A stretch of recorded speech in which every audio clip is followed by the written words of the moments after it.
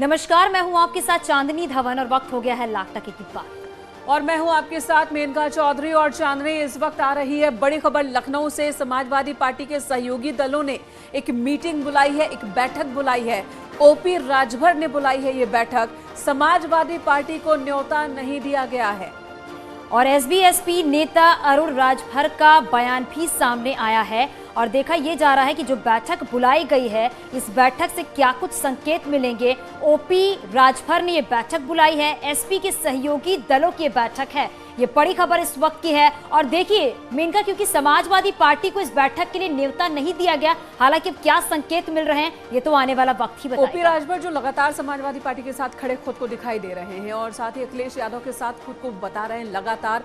वहीं अगर महान दल की हम बात करें तो वो भी अखिलेश यादव के समर्थन में बयानबाजी उनकी भी चल रही है, चाहे वो शिवपाल यादव का मसला हो या आजम खां का मसला हो, उस पर लगातार सहयोगी दल अखिलेश यादव के साथ नजर आ रहे हैं। वो भी तब जब समाजवादी पार्टी के अंदर से विरोध के स्वर सुनाई दे रहे हैं। लेकिन कल की बैठक में समाजवादी पार्टी को बुलाया नहीं गया है, सहयोगी दलों की ही ये मीटिंग है।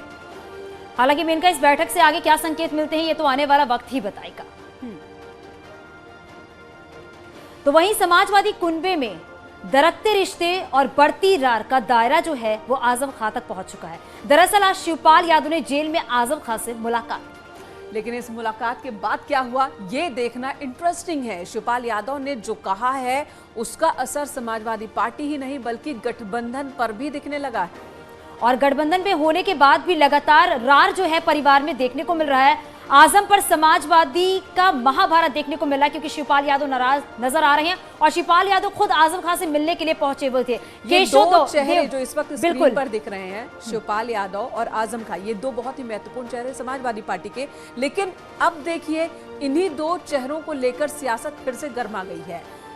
एक वक्त में दोनों ही बहुत महत्वपूर्ण थे। केशव देव नाराज हैं तो वहीं पर राजभर भी नाराज हैं। राजभर की नाराजगी शिवपाल यादव को लेकर है। उनका कहना है कि शिवपाल यादव के जो तेवर है वो बीजेपी और आरएसएस के एजेंडे वाले दिखाई दे रहे हैं, बीजेपी को फायदा पहुंचाने वाले और समाजवादी पार्टी को नुकसान पहुंचाने वाले तेवर ये दिखाई दे रहे हैं। अखिलेश यादव से नाराजगी शिवपाल ने तो खुलकर दिखा दी है। आजम खां नाराज हैं या नहीं है यह भी साफ नहीं है। आजम खां के मीडिया प्रभारी ने जरूर अपनी नाराजगी रखी, दर्द रखा, लेकिन अभी तक आजम या उनके परिवार की तरफ से ऐसी कोई बात सामने नहीं आई। और इसी बीच चंद्रशेखर से मिलेंगे क्या, यह भी एक सवाल है।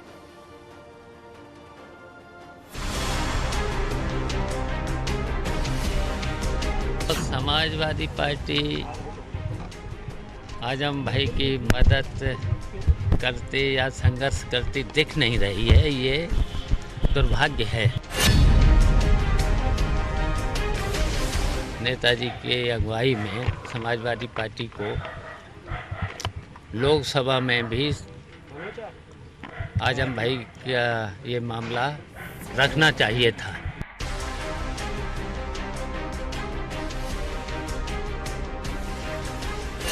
भारतीय जनता पार्टी लगातार इस प्रयास में थी कि किस तरीके से समाजवादी पार्टी गठबंधन को कमजोर किया जाए, उसको तोड़ा जाए। शिवपाल यादव की आजम खां से मुलाकात और मुलाकात के बाद शिवपाल के जुबान से जो निकला उसने एक साथ कई सवाल खड़े कर दिए हैं। मसलन शिवपाल यादव के साथ आएंगे आजम, मुलायम से भी नाराज शिवपाल, बीजेपी कर रही है एसपी में सेंधमारी। ये सवाल इसलिए क्योंकि ऐसा पहली बार है जब शिवपाल यादव नेताजी यानी कि मुलायम सिंह यादव को लेकर कुछ बोले और सिर्फ बोले नहीं हैं बल्कि आजम के बहाने सवाल उठाया है। नेताजी के अगुवाई में समाजवादी पार्टी को लोकसभा में भी आजम भाई का ये मामला रखना चाहिए था। दरअसल शिवपाल यादव आजम खां को लेकर समाजवादी पार्टी के रवैये पर सवाल उठा रहे थे और इसी कड़ी में मुलायम सिंह यादव पर भी सवाल खड़े कर गए।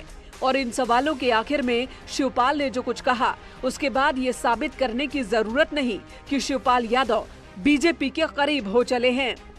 देखिए, यहाँ के बाद जाने के बाद हम मुख्यमंत्री जी से भी समय लेंगे और मुख्यमंत्री से भी आजम भाई की बात को रखेंगे। मुख्यमंत्री संत हृदय यूं तो समाजवादी पार्टी आजम खां के साथ नहीं है, ये आरोप पहले से लग रहे थे, लेकिन आज शिवपाल यादव ने आजम खां से मुलाकात के बाद ये आरोप लगाए तो समाजवादी पार्टी का रवैया भी बदल गया है। अब तक आजम से दूरी बनाने वाली समाजवादी पार्टी आजम से मुलाकात की तैयारी में है। हम सड़क से लेकर के और विधानसभा के अंदर तक सरकार के खिलाफ संघर्ष करने का काम करेंगे। 24 तारीख को सीतापुर जेल में आजम खान से मिलने के जाएंगे। उधर आजम खान से मुलाकात ने शिवपाल यादव को समाजवादी पार्टी के सहयोगी दलों के निशाने पर ला दिया है। केशव देव मौर्य से लेकर ओम प्रकाश राजभर तक शिवपाल यादव से नाराज हैं। शिवपाल यादव जी का नाम उन्होंने लिया तो हमने कहा शिवपाल यादव जी अगर आते हैं गठबंधन उस मीटिंग में तो मैं नहीं आऊंगा। अब सवाल है, समाजवादी पार्टी और सहयोगी दलों की बेचैनी आजम खां को लेकर है, क्योंकि आजम खां पर दर्ज 71 केस में से 70 में बेल मिल चुकी है और एक केस में बेल मिलनी बाकी है। और अगर बेल मिल जाती है तो वो जेल से बाहर होंगे। ऐसे में समाजवादी पार्टी नहीं चाहती कि आजम खां के बाहर आने पर उसे नुकसान हो। सवाल इससे कहीं बड़ा है। Bureau report, news 18। तो आजम खां एक बार फिर से समाजवादी पार्टी की सियासत के केंद्र में आ गए हैं। हर कोई उनसे करीबी दिखाना चाहता है। इधर विधानसभा चुनाव में लगातार दूसरी बार जीत दर्ज कर इतिहास बनाने वाली बीजेपी सत्ता में है। योगी आदित्यनाथ एक बार फिर से मुख्यमंत्री हैं, लेकिन एक सवाल लगातार बरकरार है और वो पूछा जा रहा है कि आखिर बीजेपी 2022 में वोट प्रतिशत बढ़ने के बाद भी सीटें कम कैसे हों। और 2017 में आपको ग्राफिक्स के जरिए समझाते हैं कि 2017 में बीजेपी की वोट बैंक की अगर बात करें, क्योंकि ये भी समझना बहुत जरूरी है, क्योंकि दूसरी बार सत्ता में वापसी और बीजेपी सीट क्यों हुई है कम, ये आपको बताते हैं। 2017 में 40% वोट मिले थे, 2022 में 41.29% ये वोट मिले थे। ये वोट फीसदी हम आपको बता रहे हैं 2017 और 2022 के मुकाबले बढ़ोतरी है वोट परसेंटेज में, लेकिन सीटों की संख्या कम है। 2017 में 312 सीटों पर बीजेपी ने कब्जा किया था। 57 सीटों का नुकसान 2022 में, यानी कि 5 साल बाद हुआ। इस बार 255 सीटों पर जीत हासिल की है बीजेपी ने, लेकिन जो 57 सीटों का नुकसान हुआ है, बीजेपी ने इस पर भी एक रिपोर्ट तैयार की है।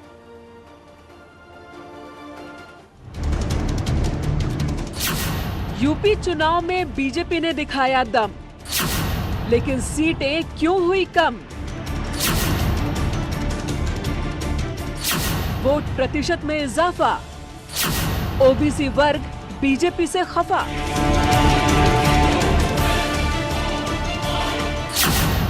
बीएसपी का वोटर बीजेपी के साथ, सहयोगी साथ पर नहीं बनी बात।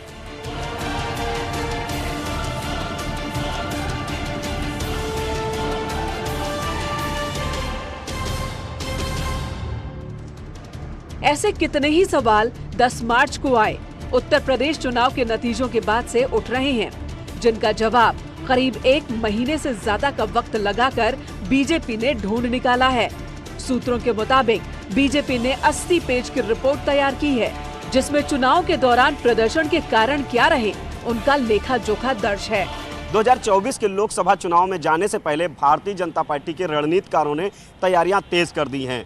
2022 के विधानसभा चुनाव में 2017 के विधानसभा चुनाव की अपेक्षा कम सीटें आने को लेकर मंथन हुआ और इस मंथन से जो सार निकला, यानी कि जो समीक्षा रिपोर्ट है, वो केंद्रीय नेतृत्व को भेजी गई। खुद प्रधानमंत्री नरेंद्र मोदी को रिपोर्ट भेजी गई और इसके अलावा भारतीय जनता पार्टी के राष्ट्रीय अध्यक्ष जेपी नड्डा को रिपोर्ट भेजी गई। इस रिपोर्ट में कई चौंकाने वाले खुलासे भी हैं। सूत्रों के मुताबिक रिपोर्ट में जो दर्ज है वो चौंकाने वाला है। रिपोर्ट में कहा गया है कि चुनाव में सहयोगी दलों का वोट बीजेपी प्रत्याशियों को ट्रांसफर नहीं हुआ। निषाद समाज के वोटर्स ने बीजेपी पर भरोसा नहीं जताया। अपना दल के कुर्मी वोटर्स भी बीजेपी के साथ नहीं आए, जबकि बीजेपी के वोटर्स से सहयोगी दलों को वोट मिला है। इसके अलावा रिपोर्ट में दर्ज है 2022 विधानसभा चुनाव में ओबीसी वर्ग का बीजेपी से मोह भंग हुआ है। पिछले चुनाव की तुलना में ओबीसी वर्ग ने बीजेपी के पक्ष में काफी कम वोट किया। कुशवाहा, मौर्य, सैनी, कुर्मी, निषाद, पाल, शाक्य, राजभर जैसी जातियों ने बीजेपी के पक्ष में बड़े पैमाने पर वोट नहीं किया। हालांकि इसके पीछे बीजेपी की रणनीति को भी जिम्मेदार माना जा रहा है। उत्तर प्रदेश में भाजपा की कम सीटें मिलने का सबसे प्रमुख कारण ये रहा कि भारतीय जनता पार्टी नेतृत्व ये मान के चल रहा था कि उसे अध पिछड़ा वोट मिलेगा ही और वो कहीं जा नहीं सकता, वो चिटक नहीं सकता है। इसके कारण उन तमाम नेताओं को पार्टी में शामिल नहीं किया गया जो लोग चाहते थे भाजपा में आना चाहते थे, जो लोग भाजपा की मदद करना चाहते थे उन्हें बाकायदे दूर रखा गया। बीजेपी को कम सीटें मिलने के पीछे मुस्लिम वोट बैंक के ध्रुवीकरण को भी जिम्मेदार माना जा रहा है। रिपोर्ट के मुताबिक कई सीटों पर मुस्लिम वोटों का ध्रुवीकरण हुआ। मुस्लिम वर्ग ने बड़े पैमाने पर समाजवादी पार्टी को वोट किया। नतीजा गाजीपुर, अंबेडकर नगर, आजमगढ़ में बीजेपी एक भी सीट हासिल नहीं कर पाई। इन तीनों जिलों में 22 सीट हैं। इनमें से 20 समाजवादी पार्टी ने जीती हैं, जबकि 2 समाजवादी पार्टी के सहयोगी SBSP के खाते में गई। 2017 में इन 3 जिलों की 8 सीटों पर बीजेपी ने कब्जा किया था।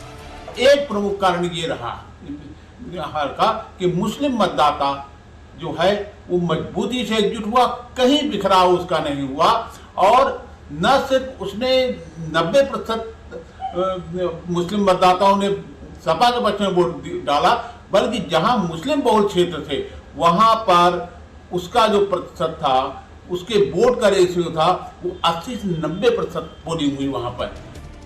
रिपोर्ट में पोस्टल बैलेट में भी बीजेपी को नुकसान की बात कही गई है। बीजेपी सूत्रों के मुताबिक 311 सीट पर समाजवादी पार्टी को पोस्टल बैलेट काउंटिंग में ज्यादा वोट मिले। करीब 4,42,000 पोस्टल बैलेट वोट में से एसपी गठबंधन को 2,25,000 वोट मिले, जबकि बीजेपी और उसके सहयोगी दलों को 1,48,000 वोट मिले। बीजेपी ने अपनी रिपोर्ट में इसके लिए चुनाव में समाजवादी गठबंधन की ओर से पुरानी पेंशन स्कीम को दोबारा शुरू करने के ऐलान को जिम्मेदार माना। अब सवाल है कि तो फिर बीजेपी जीती कैसे? इसका जवाब भी इसी रिपोर्ट में दर्ज है। रिपोर्ट के मुताबिक बीएसपी का वोट बैंक बीजेपी में शिफ्ट हुआ। इसके अलावा फ्लोटिंग वोट को भी बीजेपी की जीत का कारण माना जा रहा है। बीजेपी ने पार्टी की जीत के लिए जिस बिंदु का जिक्र किया है वो वही है जिसका जिक्र समाजवादी पार्टी से लेकर कांग्रेस तक कर चुके हैं। आपने देखा होगा मायावती जी ने चुनाव ही नहीं लड़ा। जाहिर है कि यूपी चुनाव में 11 ऐसी सीटें रहीं जहां बीजेपी को 250 से 2000 के अंतर से हार का सामना करना पड़ा। इसके अलावा चुनाव से पहले बीजेपी ने 80 लाख नए सदस्य बनाए, लेकिन नतीजे बताते हैं कि इसका फायदा बीजेपी को नहीं मिला। तो इस बात पर समीक्षा हुई और ये समीक्षा रिपोर्ट पीएम मोदी से लगाकर जेपी नड्डा को भेज दी गई है। अब इस रिपोर्ट के बाद में भारतीय जनता पार्टी के रणनीतिकार उन कमियों पर काम तेज कर दिए हैं जिन कमियों की वजह से 2022 के नतीजों पर असर पड़ा है। कैमरामैन अनिल के साथ संकेत मिश्रा, न्यूज़ 18 लखनऊ। और जाने यही है बीजेपी, जहां दूसरे राजनीतिक दल अपनी हार की समीक्षा में भी आनाकानी दिखाते हैं, ये जीत की समीक्षा करते हैं। और मेनका, अब दिल्ली की जहांगीरपुरी की बात कर लेते हैं, जहां पर ये हिंसा हुई थी उसकी बात कर लेते हैं। बुलडोजर भी यहीं चला था, लेकिन जहांगीरपुरी की घटना को लेकर सियासत उत्तर प्रदेश तक तेज होती जा रही है और ये तस्वीरें भी लगातार हम आपको दिखा रहे हैं कि किस तरीके से यहाँ पर बुलडोजर चला। और आज समाजवादी पार्टी का एक दल इसी जगह पर पहुंचा, जहांगीरपुरी, और इस दौरान डेलीगेशन ने कई पीड़ितों से मुलाकात करने की कोशिश की। हालांकि पुलिस ने बीच में ही उन्हें रोक दिया। जहांगीरपुरी में पहुंचे नेताओं ने कहा कि बुलडोजर की ये कार्रवाई एक तरफा है। हम तो गरीबों से मिलने आए थे, उनके दुख दर्द बांटने आए थे, उनके आंसू पोंछने आए थे। क्या ये प्रजातंत्र है कि हम देश की सबसे बड़ी पंचायत में बैठते हैं, हमें वहाँ बात करनी है, हमें देखने नहीं दिया जाएगा, हमें मिलने नहीं दिया जाएगा? इस गरीबों के आंसू कौन पहुँचेगा? हिंदुस्तान में हमारे अंदर कॉन्स्टिट्यूशन है, मतलब ये कि बाबा साहब का बनाया हुआ है, और जब कानून मौजूद है तो बुलडोजर की जरूरत क्या है? अगर कानून कहता है तुम्हें, कानून इजाजत देता है तो वही तो कर सकते हो, लेकिन आप सारी दुनिया में आप बुलडोजर चलाएंगे, कानून की हुकूमत नहीं चलाएंगे। हम लोग यहाँ पर देखने के लिए पहुँचे हैं कि किन हालात में जो कार्रवाई हुई है और जो जुल्म हुआ है उसके लिए गवर्नमेंट क्या रिड्रेसल करना चाहती है। गरीब लोग हैं, उनकी सुनवाई। और फिलहाल जो तासीर सियासत के दिख रही है, लगता नहीं कि ये बवाल हाल फिलहाल थमने वाला है। और यहाँ रुकेंगे कुछ ही पलों के लिए, खबरें जारी हैं।